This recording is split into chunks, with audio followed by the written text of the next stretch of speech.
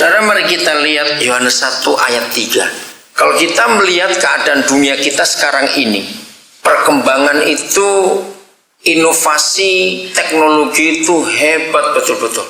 Kita kagum akan semuanya itu. Nah, pernahkah saudara mikir, sebelum ada semuanya itu, pasti ada yang awalnya. Nah, kita kan melihat ayat ini. Anda bawa yang literal ya, bacakan. Ini atau cuma secara literal? Segala sesuatu terjadi oleh Dia, dan tanpa Dia tidak ada satu hal pun yang telah terjadi. Segala sesuatu dijadikan oleh Dia. Dia itu adalah firman. Dan tanpa firman itu tidak akan ada apa-apa yang bisa terjadi. Karena hari-hari ini kita melihat dunia betul-betul dalam sebuah percepatan yang sulit dijangkau oleh nalar kita atau pikiran kita. Betul tidak? Perubahan apa-apa itu begitu cepat, sehingga istilahnya itu sekarang ini sudah nggak ada yang disebut barang baru, itu nggak ada. Karena begitu muncul baru, seperti sudah lama itu. Berarti maksud saya itu. Karena begitu cepatnya perubahan segala sesuatu. Nah, hidup kita tidak akan pernah bisa bertahan kalau kita mengikuti itu. Bagaimana kita bisa bertahan dalam mengikuti itu? Kalau kita menemukan sumbernya atau awalnya dari segala sesuatu itu. Nah, ternyata ayat ini yang menunjukkan kepada kita awal dari segala sesuatu adalah firman. Nah, kalau kita ada di pusatnya, saya harap saudara mengerti. Roh Kudus engkau jamah kami untuk kami mengerti di dalam nama Yesus. Kalau kita ada di pusatnya segala sesuatu, percayalah kita nggak akan pernah ketinggalan. Renungkan ini baik-baik saudara. Kita ketinggalan kalau kita ada di hasil daripada pusat itu. Betul nggak? Contoh yang paling gampang, saya pakai handphone. Bagaimana supaya kita nggak ketinggalan terus dengan produk-produk handphone itu? Caranya tinggal di pabriknya. Betul tidak? Kenapa tinggal di pabriknya kita nggak akan ketinggalan? Karena kita kan nomor satu tahu. Hari ini dia produksi yang tipe apa? Oh, kita tahu duluan. Karena kita dari pusatnya itu. Nah, pusat segala sesuatu menurut ayat ini adalah firman. Segala sesuatu dijadikan oleh firman. Saudara, kita percaya bahwa tidak lama lagi seluruh dunia akan mengakui bahwa firman itu bisa diandalkan. Pasti.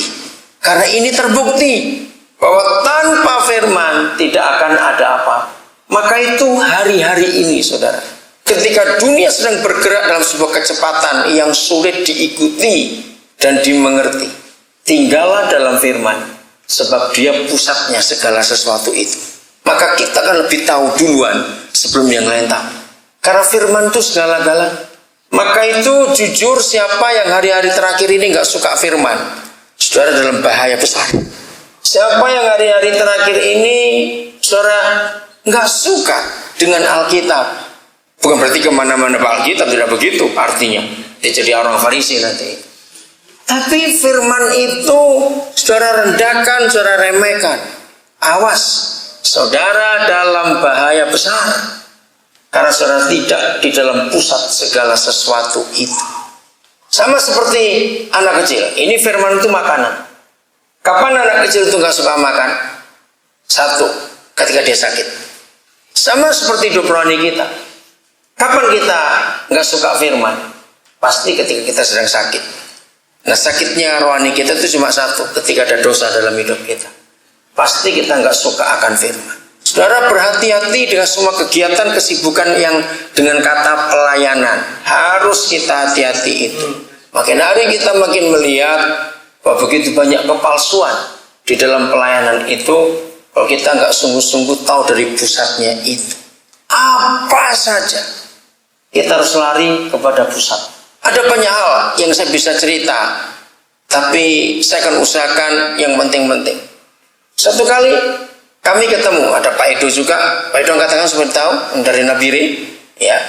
Jadi itu kalau incar saya, kalau saya nggak ada pasti Pak Edo yang bertanggung jawab untuk semuanya di Papua itu. Satu hari kami ketemu dengan seorang insinyur pertanian, orang Dayak Kalteng, namanya Ibu Ermina Komala Dara, ya. Ermina Komala Dara. Dia sudah dipercaya betul bukan cuma oleh orang-orang Islam tapi sampai PBB pun percaya.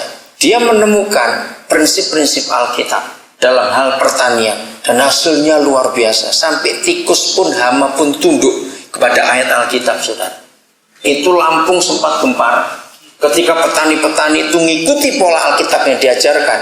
Saudara, tikus itu bisa milih dan tahu mana sawah yang pakai cara Alkitab dan yang tidak. Padahal nggak ada batasnya, cuma sebelahan saja. Itu cuma beda galengan istilah Jawa, beda pematangnya saja. Jelas sekali hasil. Nah, salah satu resepnya begini. Dia sebagai insinyur pertanian, dia itu kagum pada Taurat Tuhan yang diberikan kepada Musa, bahwa semua buah yang pertama kali keluar tumbuh dari pohon buah itu tidak boleh dimakan. Kan begitu perintah Tuhan. Nah, Ibu Ermani itu mulai cari, kok bisa? Itu yang paling enak bukan? Kenapa nggak boleh dimakan? Biar dia jatuh ke tanah, biar dia busuk. Oh, itu orang Yahudi sampai hari ini berlaku hukum itu. Pokoknya buah pertama dari pohon itu tidak boleh diambil oleh manusia. Kenapa? Sampai yang ketiga. Terima kasih, sampai yang ketiga. Nah, bayangkan kalau kita rakus, geragas, nggak sabar itu. Sampai 3 kali buah, yang keempat baru dimakan. Itu Taurat Musa. Masih udah dimakan. Masih belum boleh, yang keempat juga. Oh, yang kelima boleh. Itu baru dipersembahkan untuk Tuhan. Oh, yang ketiga itu untuk tanah, keempat untuk Tuhan, kelima baru untuk manusia. Tolong carikan ayatnya di mana dong itu. Imamat berapa itu? Nah, Ibu Ermani ini cari kenapa? Pasti ada rahasianya. Saudara, simpel sekali rahasianya. Buah yang pertama dari pohon itu buah yang terbaik. Kenapa suruh Tuhan perintahkan harus jatuh ke tanah dan biarkan busuk di situ? Ternyata itu jadi pupuk buat pohon itu sendiri. Hebat sekali. Seluruh keberadaan yang terbaik dari setiap buah itu ada yang di pertama, kedua, ketiga. Dan itu tidak boleh dimakan oleh manusia. Harus tanah itu makan sendiri.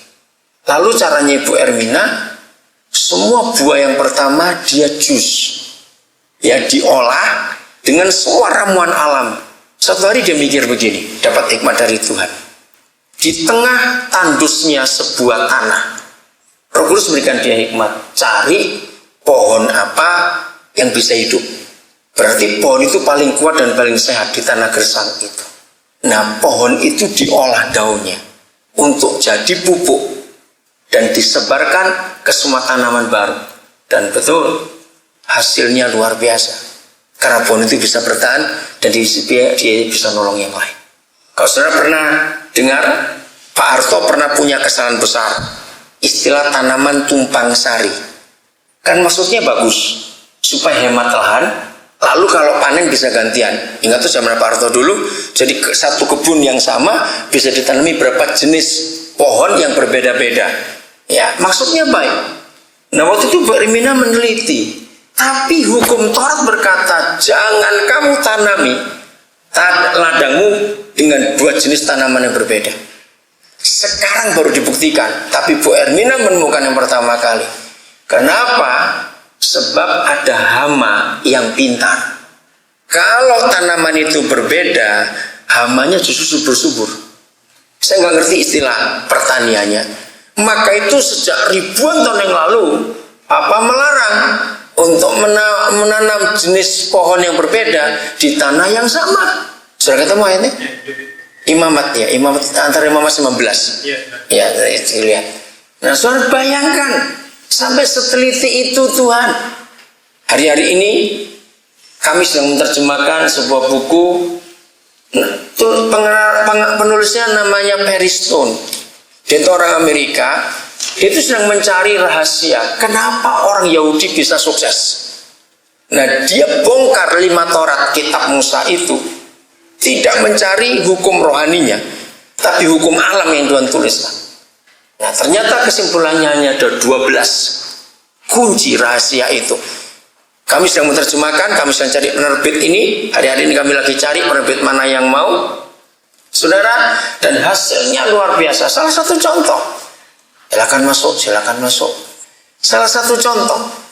Kenapa Tuhan memerintahkan? Maafin ya kalau ngomong ini sederhana sekali.